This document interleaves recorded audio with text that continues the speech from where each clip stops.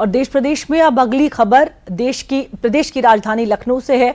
लखनऊ के मोहनलालगंज में सरकारी जमीन पर चर्च बने होने और धर्मांतरण रैकेट का बड़ा खुलासा हुआ है। धर्मांतरण के आरोप में कुल 7 लोगों को गिरफ्तार किया गया है। ये रिपोर्ट देखिए।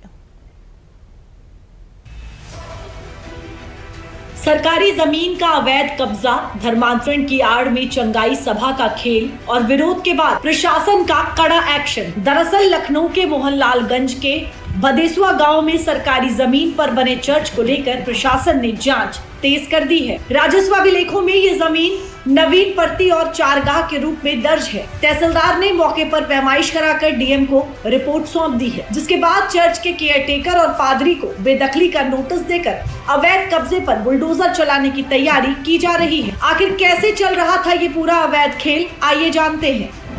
दरअसल भदेसुआ गांव में सरकारी चारागाह और नवीन पर्ती जमीन पर अवैध रूप से चर्च का निर्माण किया गया था।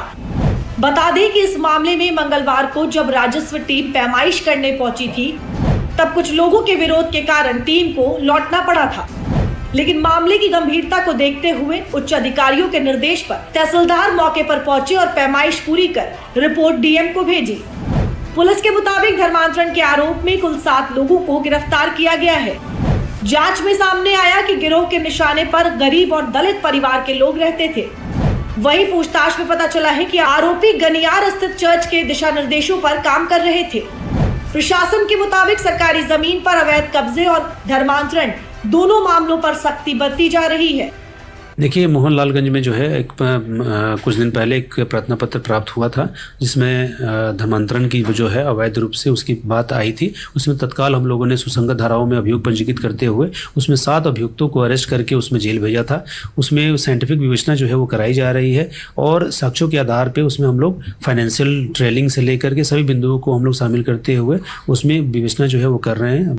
फिलहाल पुलिस और प्रशासन की संयुक्त कार्रवाई से मोहनलालगंज के बदेसुआ इलाके में हड़कंप मचा हुआ है। प्रशासन अब अवैध कब्जे को पूरी तरह ध्वस्त करने और इस नेटवर्क से जुड़े अन्य लोगों की तलाश में जुट गया है। बताते चले कि यूपी में धर्मांतरण कानून के तहत 31 जुलाई 2024 तक 835 मामले दर्ज और 1682 गिरफ्तारियां हो चुकी हैं और इस 835 मामले में कुल 2708 लोगों के नाम सामने आए हैं और 96% मामलों में चार्जशीट दाखिल की गई है। हालांकि 836 मामले सभी कथित अवैध धर्मांतरण मामलों के हैं।